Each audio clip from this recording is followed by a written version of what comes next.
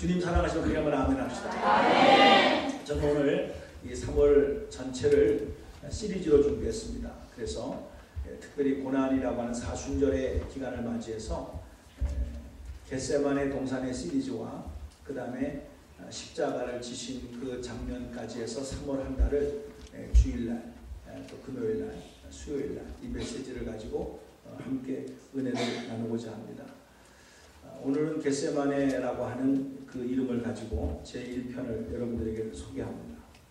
실제로 겟세마네라고 하는 뜻은 기름을 짜는 틀, 그런 뜻입니다.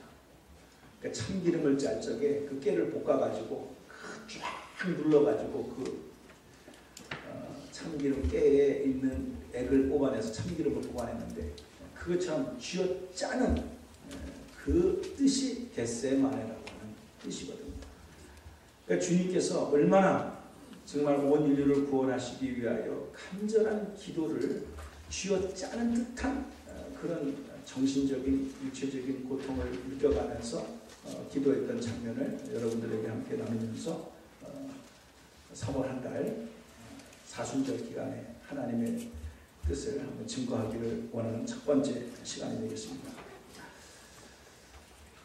실제로 우리가 인생을 살다 보면은요, 어떻게 보면 인생은 고행, 고통의 연속이다 이렇게 생각을 해도 틀린 말은 아닙니다. 뭐 하나 고통이 시작이 돼가지고 지나갔다 싶으면은요, 또 하나 또 다른 고통이 우리의 인생 속에 다가오고 그러면서 계속해서 그것이 반복되어지는 그런 모습을 우리는 살면서 느끼게 됩니다. 또한 살다 보면 전혀 생각지도 않은 곳에서 문제가 펑 터져가지고 그래서 막 허겁지겁 그 문제를 해결하려고 고통도 잊어버린 채 이리 뛰고 저리 뛰고 하는 그런 모습도 보지만은요, 어떤 경우는요 고통이 올 거를 미리 아는 경우도 있어요. 근데 그게 피할 수가 없는 거예요. 피할 수가 없는 상황 속에서 하루 이틀 점점 내 인생 속에 가까이 올 때에 그 고통을 당하기 전이라도 벌써 이미 고통이 내 마음속에 막 그냥 두려움이 오면서 참 괴로워하는 모습을 우리는 보면서 야, 참 힘들다. 잠을 못 자는 이런 경우도 우리는 볼 수가 있습니다. 피할 수 없는 다가오는 고통. 이것은 어떤 면에서는 모르고 갑자기 통 당하는 고통보다도 더 큰 고통이 아니었는가 이런 생각을 해보게 된다는 것이죠. 왜 그러냐 하면 십자가가 그렇다는 거예요. 주님은 십자가가 어쩌다가 갑자기 텅 생긴 게 아니에요. 알고 계셨어요. 점점 그 다가오는 십자가에 대한 중압감, 그 속에서 주님은 피할 수 없는 자기가 그것을 겪어야만 된다고 하는 이 절대적인 사명 앞에 그는 육체적인 고통 때문에 괴로워하는 것이 아니라 정신적인 고통까지도 피할 수 없는 그 십자가 앞에서 겟세마네 동산에서 임하고 있는 모습을 여러분들 한번 상상해 볼 필요가 있습니다. 오직했으면 오늘 본문 말씀을 보게 되게 되면 34절에 이렇게 말씀하고 있습니다. 34절을 보게 되면 내 마음이 심히 고민하여 죽게 되었으니 내 마음이 심히 고민하여 죽게 되었으니 죽게 되었다라고 할 정도, 어떻게 보면 야 너무 인간적인 표현이다. 저거는 어떻게 하나님이 저런 식으로 고민한다, 죽게 됐다. 이거는 뭐 우리가 한국 사람이 잘하는 것처럼 배고파서 죽겠다, 배고파서 죽겠다, 배불러서 죽겠다, 초와서 죽겠다, 입에 오른 그런 참 세상적인 말을 어떻게 하나님이신 예수님이 내 마음이 심히 고민하여 죽게 되었다 이런 속된 표현을 썼을까 라는 생각도 해보게 되는 표현입니다. 혹시 우리식으로 생각해서 그렇게 사랑하고 베풀었던 제자들이 순식간에 배신하는 것을 생각해 보면서 주님이 저렇게 죽게 되었다고 말했을 것인가? 아니면 잠시지만은 온 인류의 죄를 대신하기 위해 십자가를 지시면서 주님이 2, 3일 동안 못 본 채 하는 그 죽어가는 자기 아들을 보면서 못 본 채 하는 그 아버지의 마음을 생각하면서 버림받았다라는 생각, 순간적으로 내가 하나님으로부터 버림을 받았다, 이런 생각 때문에 지금 괴로워하고 있는 것인가? 아니면 죄가 없으신 분이 그 죄를 치우기 위하여 십자가를 지신 그 고통 때문에 나는 심히 고민하고 죽게 되었나? 여러 가지 이유가 저는 있을 것이라고 생각을 해봅니다. 그래서 오늘 이 겟세마네 동산에서 주님께서 심히 고민하여 죽게 되었다, 너희는 여기 머물러 깨어 있어 나와 함께 있어라, 이런 말은 주님이 그냥 아파서 힘들어서가 아니라 이 문제를 어떻게 주님은 해결하셨는가? 우리의 인생 속에서, 우리의 이민의 삶 속에서, 우리의 생활 속에서 느닷없이 다가오는 고통 문제 때문에 괴로워하고 힘들어하는 우리 성도님들을 보면서 저는 한번 그런 문제를 한번 주님으로부터 배우기를 원해요. 그것을 한번 두 가지 면에서 한번 생각해 보면서 우리의 인생 속에서 다가오는 말할 수 없는 일들을 자기만이 끌어안고 잠을 못 자면서 밤을 새울 수밖에 없는 그런 문제들을 주님은 어떻게 이 문제를 해결하셨을까? 그저 주님이라고 해서 무조건 믿습니다, 주님이 하나님 역사하시면 될 줄로 믿습니다, 이렇게만 하셨을까? 그게 아니었다라는 거예요. 저는 이것을 보고 얼마나 내가 위로를 받았는지 몰라요. 주님이 심히 고민하여 죽게 되었다 라고 하면서 그 다음에 이어지는 말이 너희는 여기 머물러 깨어 있으라. 너희는 제자들을 말합니다. 이 말은 예수님이 하나님이시지만 그분은 인간의 몸으로 갖고 오셨기 때문에 자기와 함께 고민하고 자기와 함께 기도할 수 있는 제자들, 소위 말해서 친구들을 곁에 두기를 원하셨다는 거예요. 전 여기서 반짝거리는 하나의 하나님의 방법을 발견하게 됐어요. 예수님의 방법을 알게 됐어요. 우리가 고통에서 힘든 외로움 속에서 해결할 수 있는 방법 중에 하나는 내 주위에 친구가 있느냐 이거예요. 여기 보세요. 오늘 본문 말씀 32절을 보게 되면 겟세마네라는 곳에 이르렀다고 했어요.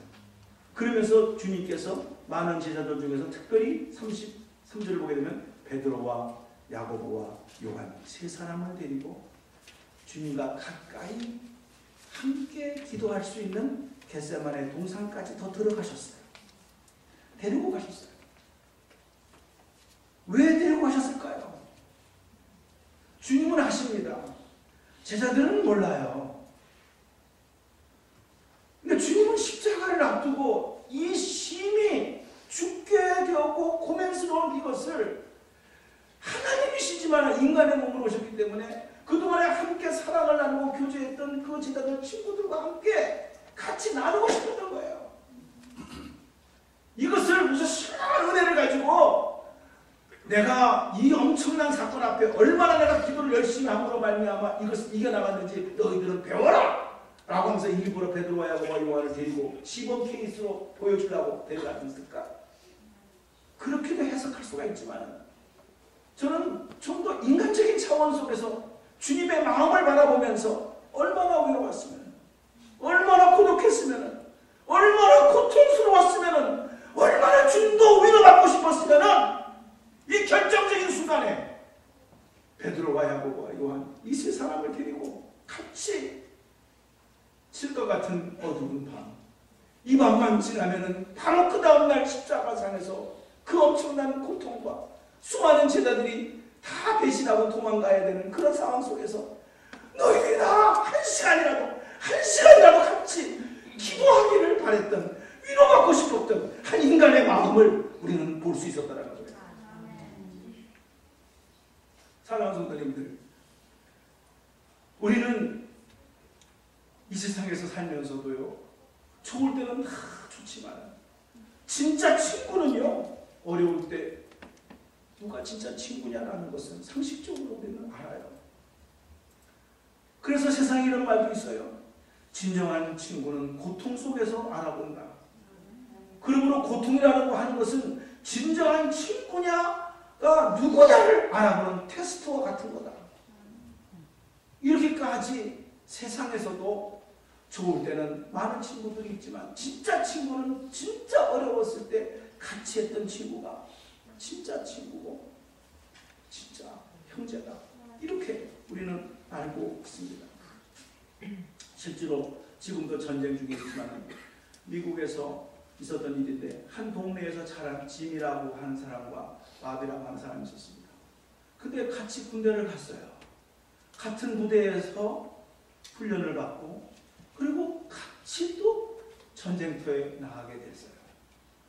근데 이 바비라는 친구가 전쟁 중에 대열에 이탈이 돼가지고 지금 적군 그쪽에서 막 포탄이 쏟아지는데 저쪽에서 있는 거예요. 그러니까 짐이 그것을 보고 어쩔 수가 없는 거예요. 막 구해러 가고 싶은데 갔다가는 자기도 죽는 거예요. 거기에다가 자기 분대장이 너 가지마. 너 가면 너도 죽어. 그러는 거예요. 근데 자기 친한 친구가 지금 저 포탄 속에서 지금 맞아가지고 신음하고 있는 것이 보이는 거예요. 분대장이 다른 쪽을 보는 순간에 그 찬스에 그 부대에서 나와가지고 포복을 해가지고 그 친구한테까지 갑니다.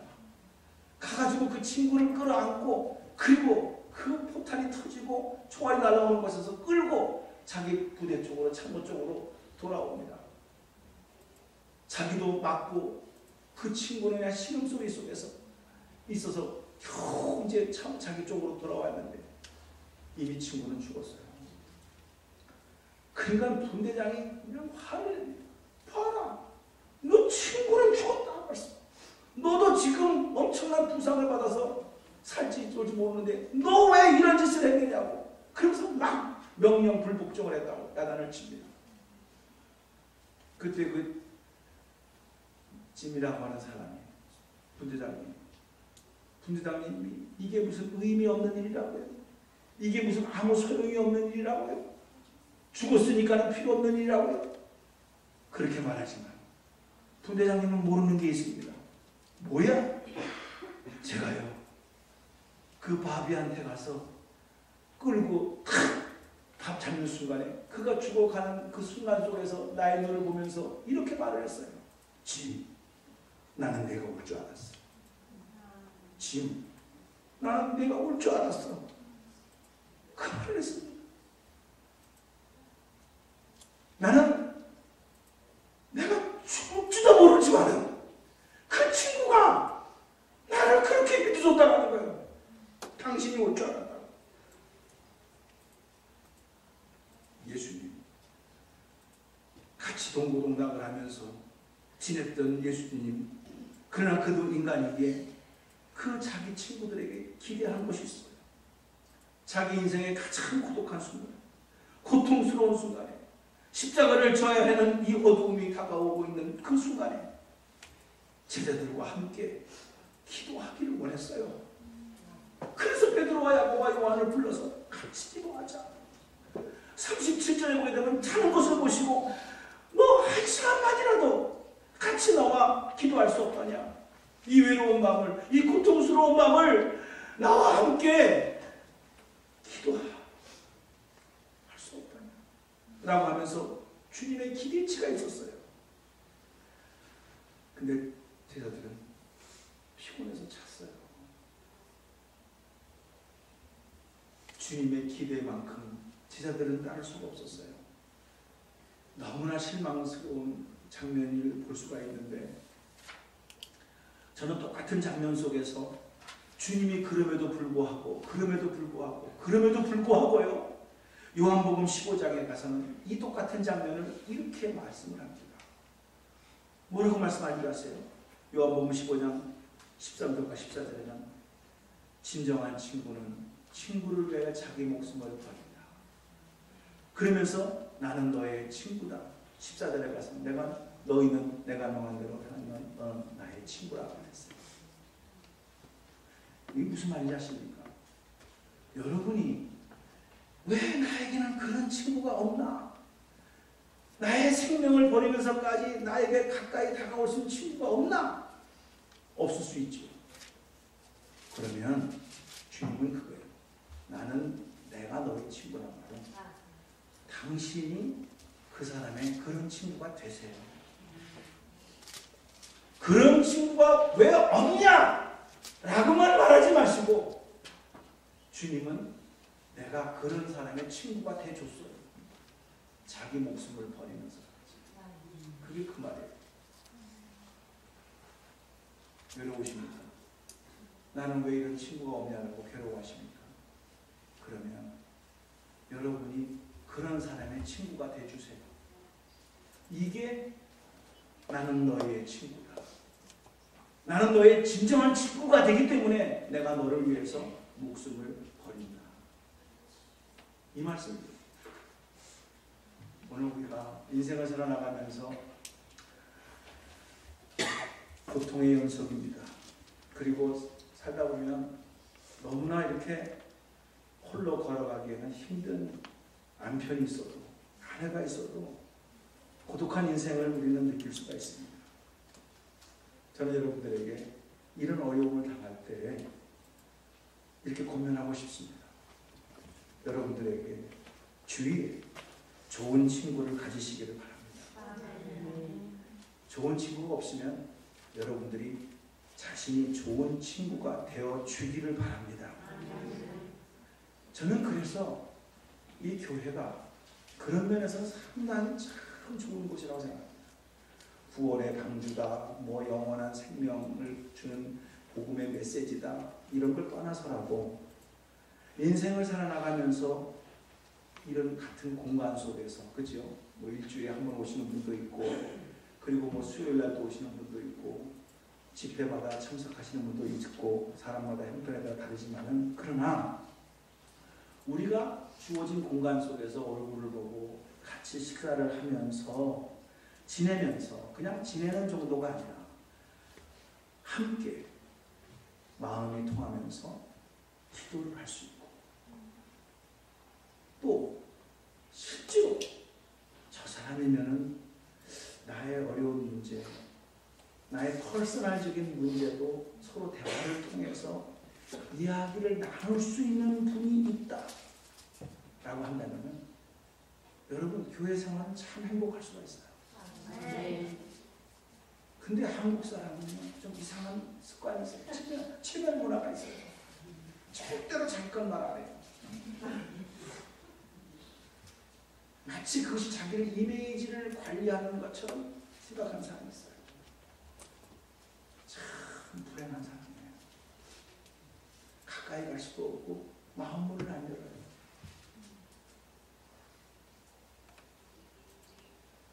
주님이 다른 방법을 보세요. 주님이 하나님이셨습니다. 그럼에도 결정적인 순간에 베드로와 야고보와 요한을 데리고 같이 와서 함께 기도해달라고 부탁했어요. 이거는 한 인간으로서 우리가 외로움과 고통을 당할 때 필요한 거라는 거예요.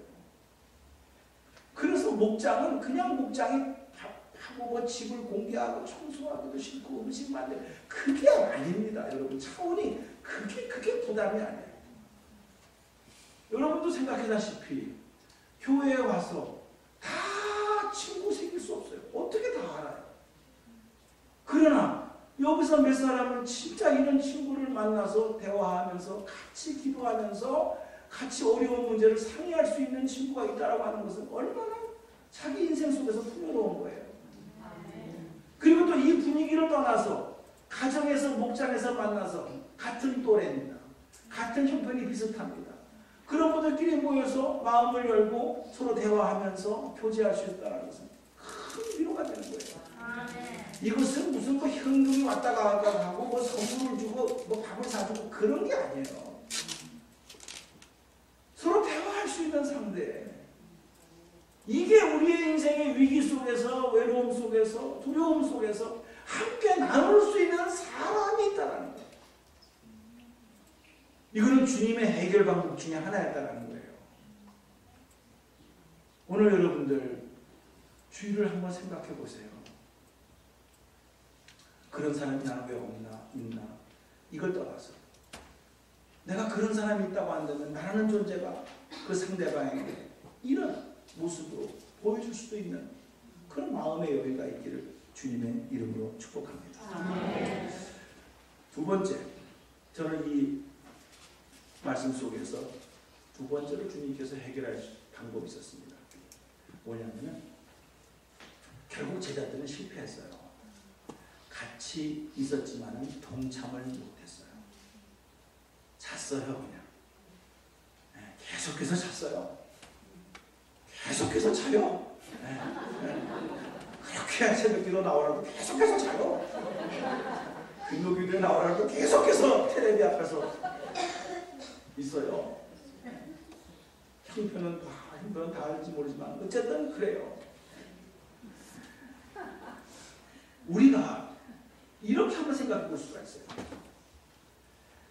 저도 이제 그런 실수를 하게 되는데 어떤 때는 위로하려 가기도 하고 이렇게 전부 동참을 하려고 하는데 사람이라는 게 이 말의 표현의 능력이 그렇게 원만하지가 못해요.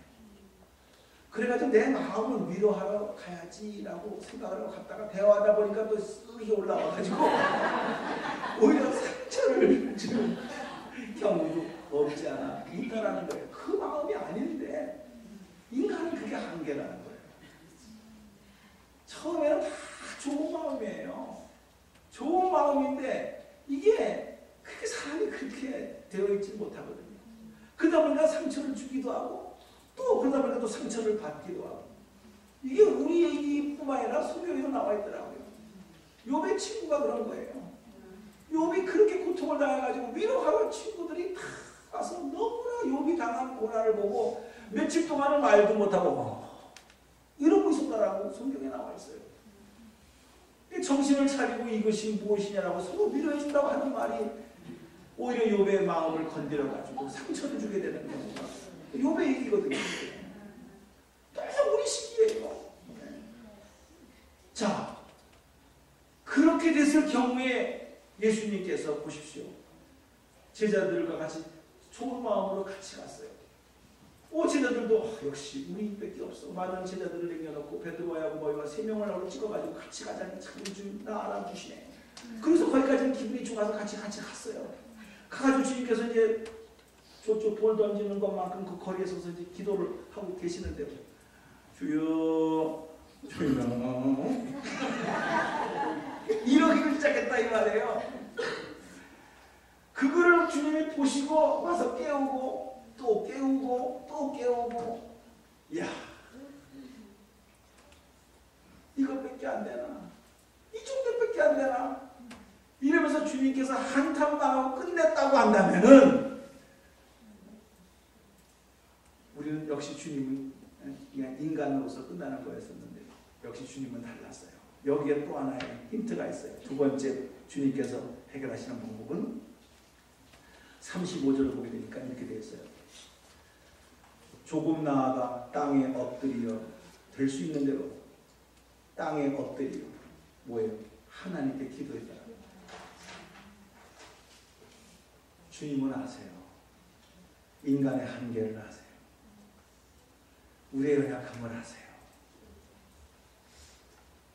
하고 싶어도 육신이 따라가지 못하니까 결국 자는 걸 보세요. 나는 할 수 없어. 포기한 게 아니에요. 주님은 2단계로 자기의 그 어려운 문제를 아버지 앞에 가지고 갔어요. 그럼 누구를 찾았어요? 아버지를 찾았어요. 나와 있어요. 36절에 이르시되 아빠, 아버지요. 아빠, 아버지. 이거는 아시죠? Father 이렇게 부르는 게 아니에요. Daddy 이렇게 부르는 거예요. Daddy. 아버지에 대한 애칭이에요. 마치 어린아이가 아버지를 붙들듯이 아빠, Daddy 나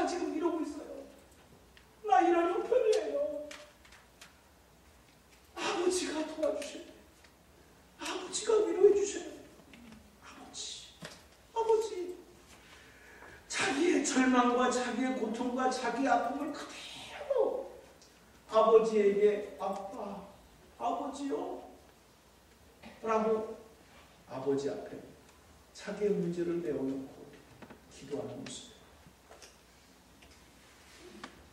저는 여러분들이 무엇으로 해결을 하는지 모르겠어요. 인간에게서 위로를 받으려고 중요합니다. 그러나 그것은 한계가 있어요. 주님은 조는 제자들로서 끝난 것이 아니고 조는 제자들을 보면서 그는 발걸음을 주님 앞에 무릎을 꿇으면서 하나님 앞에 무릎을 꿇으면서 아빠, 아버지 하고 기도하는 모습을 바라보게 됩니다. 그러면서 중요한 구절을 요한복음에서 16장 32절에 아주 중요한 구절을 여러분들에게 소개합니다. 보게 되면은 주님께서 요한복음 16장 32절에 이렇게 말합니다. 시작. 보라, 너희가 다 각각 제 곳으로 흩어지고 나를 혼자 둘 때가 오나니 벌써 왔도다.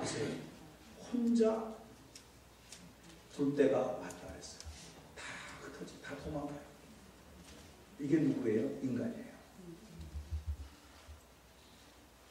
진짜 동고동락을 하면 그 많은 기적과 그 많은 은혜를 많이 받았던 제자들이 다 흩어질 때가 왔다.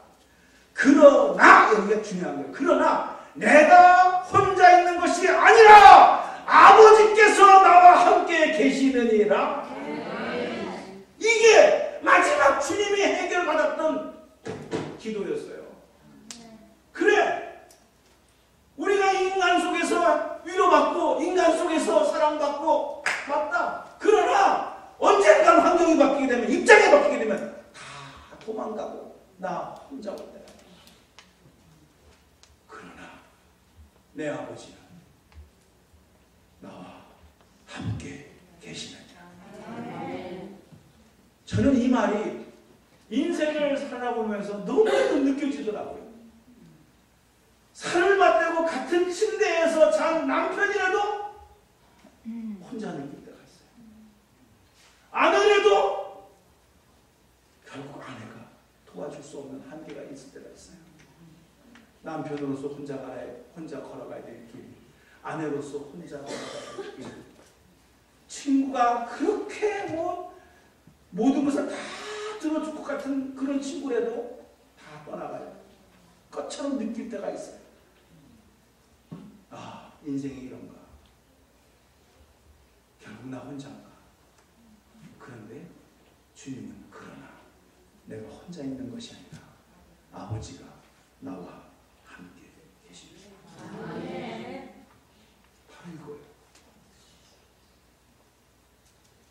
저는 이것을 묵상하면서 오늘 이 말씀 속에서 어떠한 여러분의 상황 속에 있다 하더라도, 어떠한 형편 속에 있다 하더라도, 이 세상 모든 사람이 다 여러분을 배신한다 할지라도 우리 하나님은 택한 자녀입니다. 결코 하나님이 먼저 배신할 수 없다 이 말이에요. 이거를 예수님은 끝까지 붙잡았어요. 겟세마네 동산에서 땀을 흘리면서 기도할 수 있었던 것도요, 핏방울을 흘리면서까지 기도할 수 있었던 것도요, 이 하나님은 결코 나를 버리지 아니하신다. 이 확신 속에서 겟세마네 동산에서 기도할 수 있었다는 거예요. 그런데 이렇게 기도할 수 있었던 것은 그냥 어쩌다가 상황이 되어져서 이렇게 된 게 아니었다는 거예요.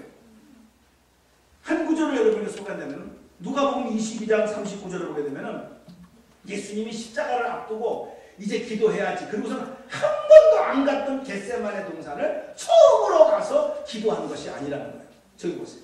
예수께서 나가서 습관을 따라 감람산에 가시네. 감람산 안에 겟세마네 고개 있거든요. 뭐를 따라요? 습관을 따라는 말은 한 번 갔다라는 거예요? 옛날에도 많이 갔다라는 거예요? 많이 갔다라는 거죠. 그러니까 가룟 유다가 그 기도했던 장소를 아는 거예요. 습관을 따라 갔어요. 그 장소에 십자가를 앞두고 또 간 거예요. 주님은 이 기도의 습관을 몸에 밴 거예요. 문제가 생겼을 때 어쩌다 기도한 게 아니라는 거예요. 저는 이것을 묵상하면서 여러분 어떻게 매번 새벽 기도마다 은혜 받을 수가 있겠습니까? 어떻게 매번 큐티를 하면서 콰이어 타임 하면서 생명의 삶을 있다가 매번 은혜 받을 수가 있겠습니까? 인간이 그렇게 안 돼 있어요. 그러나 여기 말씀처럼 습관을 따라서 그래도 새벽 자단을 쌓는 거예요. 그래도 큐티를 하면서 말씀을 읽는 습관을 갖는 거예요. 그러다 보면 어느 날 어떤 때는요 진짜 하늘문이 열려지면서 감당할 수 없는 은혜를 주세요. 아니 이런 말씀이 있었나, 이런 은혜가 있었나 하면서 눈물콧물 다 흘리면서 하나님 아버지 앞에 그 은혜를 받은 것을 감사하면서 나갈 때가 있어요. 이게 어쩌다가 되는 것이 아니에요. 습관을 따다가 매번 은혜 받는 것은 아닌데 그런 좋은 습관을 들인 거예요. 기도하는 습관, 말씀 보는 습관. 매번 은혜를 못 받지만은 그러나 하나님의 말씀이니까 기도하라고 그랬으니까 기도하다 보니까 말씀 보다 보니까 어느 날 하늘문이 열려지는 거예요. 그러면서 한량없는 은혜를 주시는 거예요. 아 이렇구나, 맞구나. 주님이 터치해 주시는 거, 주님이 다스려 주시는 거, 주님의 능력을 체험하면서 내 영혼이 확 불타오르는 그런 모습을 우리는 느끼게 되는 거예요. 이게 주님이 감람산에서 습관을 따라 기도하셨던 곳이에요. 사랑하는 성도님들, 인생은 어떻게 보면은 우리가 이해할 수 없습니다. 언제 어느 때 마치 누가 그랬던 것처럼 지뢰밭이 있는데 어느 곳에 지뢰가 묻혀져 있는지 몰라요.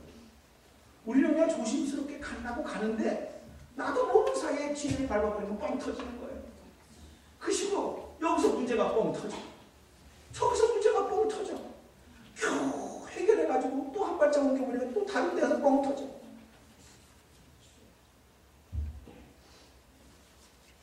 여러분 어떻게 해결하시겠습니까?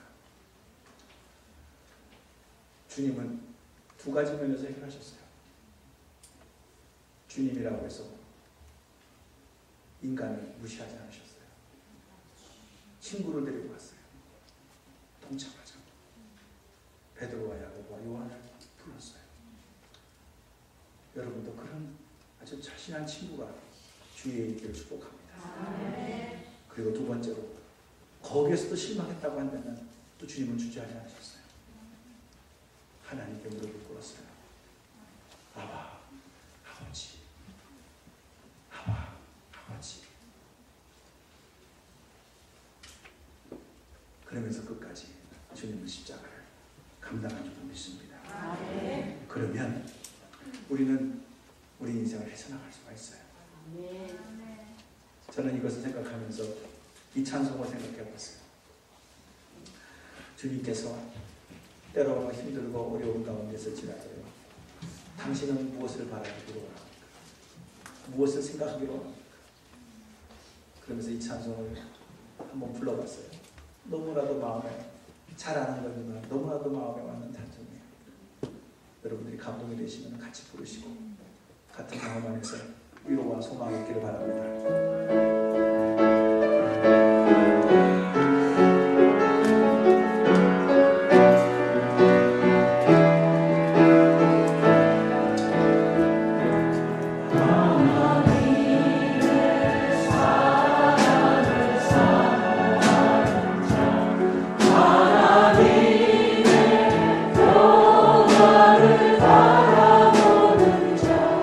너의 모든 것 창조